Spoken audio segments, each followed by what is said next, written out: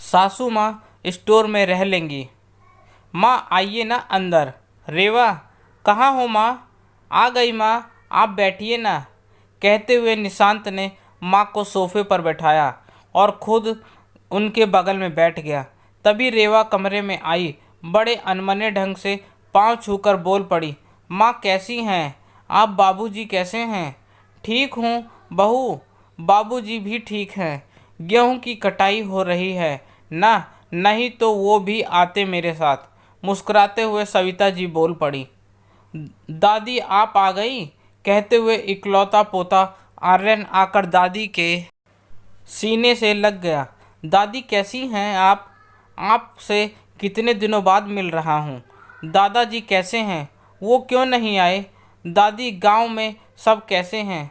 जाने कितने सवाल पूछ बैठा आर्यन। सविता जी मुस्कुरा उठी। सब ठीक है लल्ला, तू कितना बड़ा हो गया, अपने पापा से भी लंबा हो गया। क्या कल मंदिर चलूँगी तुझे लेकर, तेरी नज़र उतार दूँगी, कहीं मेरी ही नज़र न लग जाए तुम्हें। कहते हुए पोते के माथे पर हाथ फिराया तो आंखें सजल हो गईं। अपने आंचल से पोंछ मुस्कुराने लगी तो बेटे ने माँ को गोद में समेट लिया और बोल पड़ा, क्या हुआ, इतनी भावुक क्यों हो गई? कोई बात है तो कह दो। ना बेटा, कुछ नहीं। कितने दिनों बाद तुम बच्चों को देखा।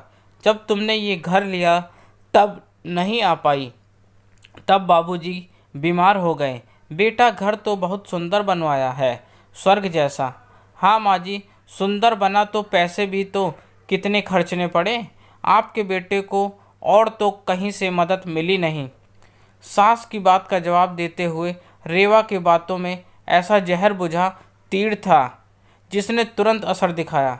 माँ बेटे दोनों शांत हो गए, जैसे आरोप दोनों पर लगा हो, माँ बाप को, कि आप लोगों ने मदद नहीं की और बेटे पर की। तुम्हारे माँ बाप ने मदद नहीं की, क्या हुआ कि घर उन्हों के बेटे ने बनाया था। दादी आइए ना, आपका कमरा दिखा दूं, आप थोड़ा आराम कर लो।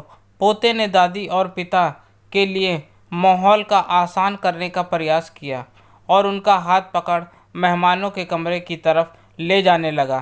तभी आर्यन, रुक जा, दादी के लिए मैंने वो कमरा तैयार किया है।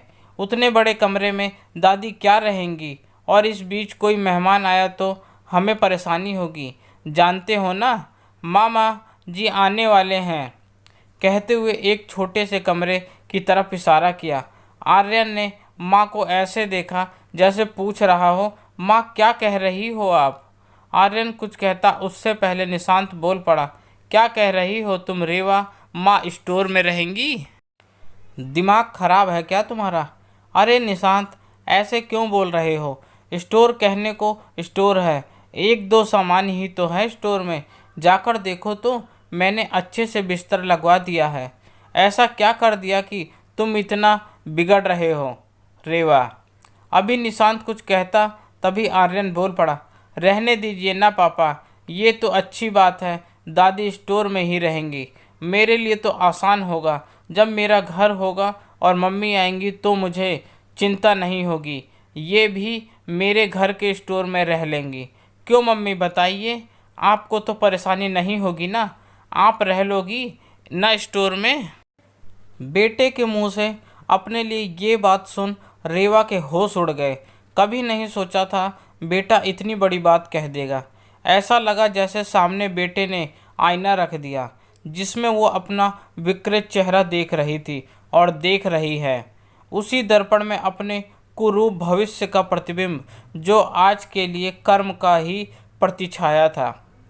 वो ऐसी निढाल होकर सोफे पर बैठ गई जैसे अर्धमुर्द मूर्छो हो, क्या सही क्या गलत समझ नहीं आ रहा था।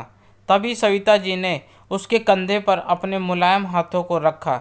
रेवा ने सिर ऊपर उठाया तो नज़रें सविता जी के नज़रों से मिली।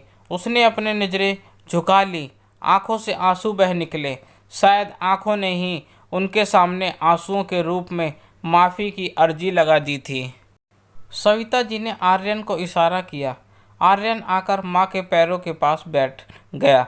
माँ के गोद सिर रख बोल पड़ा, मम्मा सॉरी, मैंने गलत कहा, लेकिन जैसे आप मेरे लिए हो, ये भी तो सोचो, पापा के लिए दादी भी उतनी अहम होंगी।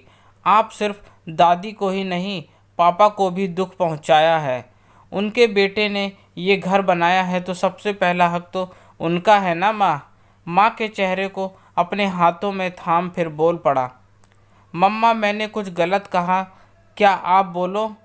अपने बहते आंसुओं को पोंछ रेवा बोल पड़ी, नहीं कुछ गलत नहीं कहा, मैं ही गलत थी माँ, मुझे माफ़ कर दीजिए। और निशांत सबसे बुरा मैंने तुम्हारे साथ किया, अब मुझे समझ आ रहा है, मुझे माफ़ कर दो प्लीज़। अच्छा माँ, अब चलिए मैं आपको आपका कमरा दिखाती हूँ, जो सिर्फ आपका है, मेहमानों का नहीं। कहते हुए सविता जी का हाथ पकड़ कमरे की तरफ बढ़ी। निशांत चुपचाप शांत होकर आर्यन को देख रहा था। जब नज़रें मिली तो आर्यन मुस्कुरा उठा, निशांत में खींच कर उसे सीने से लगा लिया। आज बेटे ने एक बेटे को अपने माँ के सामने शर्मिंदा होने से बचा लिया।